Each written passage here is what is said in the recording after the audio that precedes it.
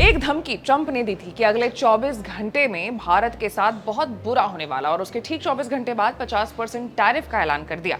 वहीं इस ऐलान से ठीक 24 घंटे बाद हमारे पीएम ने बिना किसी धमकी के कुछ ऐसा कर दिया जिसके बाद ट्रंप की वाट लग गई। क्या पूरा मामला है? आज एक्सप्लेन बाय एबीपी लाइव में हम चर्चा इसी मुद्दे पर करेंगे। नमस्कार, मैं हूं आपके साथ आशीष सिंह आनंद। प्रधानमंत्री नरेंद्र मोदी की जल्द होने वाली चीन यात्रा, राष्ट्रीय सुरक्षा सलाहकार अजीत डोभाल की रूस के राष्ट्रपति व्लादिमीर पुतिन से मुलाकात और ब्राजील के राष्ट्रपति लूला दा सिल्वा के साथ हुई फोन पर बातचीत, ये तीनों घटनाएं ऐसे समय पर हो रही हैं जब अमेरिका के राष्ट्रपति डोनाल्ड ट्रंप ने भारत पर कड़े आर्थिक कदम उठाए हैं। ट्रंप प्रशासन ने भारत से आने वाले कई सामानों पर 25% का अतिरिक्त शुल्क लगा दिया है, जिससे कुल टैरिफ 50% हो गया है। इसके अलावा चेतावनी दी गई है कि अगर रूस यूक्रेन युद्ध जल्द खत्म नहीं हुआ तो रूस से तेल खरीदने वाले देशों पर भी पाबंदियां लग सकती है। ये टैरिफ 2 चरणों में लागू होंगे। पहला 25% शुल्क 7 अगस्त से और दूसरा 25% शुल्क 27 अगस्त से। ये स्थिति भारत के लिए चुनौतीपूर्ण है क्योंकि एक तरफ उनका पुराना मित्र यानी कि रूस है तो दूसरी तरफ उसका सबसे बड़ा व्यापारिक साझेदार अमेरिका। भारत का कहना है कि वो रूस से सस्ता तेल केवल अपने नागरिकों के लिए ईंधन की कीमतें कम रखने के लिए खरीदता है। भारत ने ट्रंप के फैसले को दुर्भाग्यपूर्ण और अनुचित बताया है। विदेश मंत्रालय के प्रवक्ता रणधीर जायसवाल ने कहा है कि भारत अपनी आर्थिक स्वतंत्रता की रक्षा के लिए हर जरूरी कदम उठाएगा।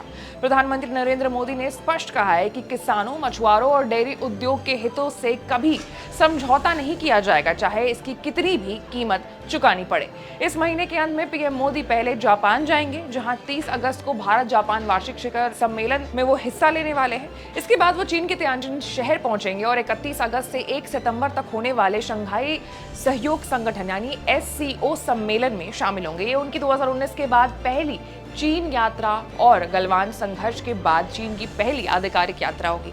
इस बीच अजीत डोभाल ने रूस में राष्ट्रपति व्लादिमीर पुतिन से मुलाकात की, जिसमें दोनों देश ने रणनीतिक साझेदारी को और मजबूत करने पर सहमति जताई है। ये मुलाकात अमेरिका के टैरिफ बढ़ाने के बाद हुई है और इसे भारत रूस संबंधों को गहरा करने और अमेरिकी दबाव का संतुलित जवाब माना जा रहा है।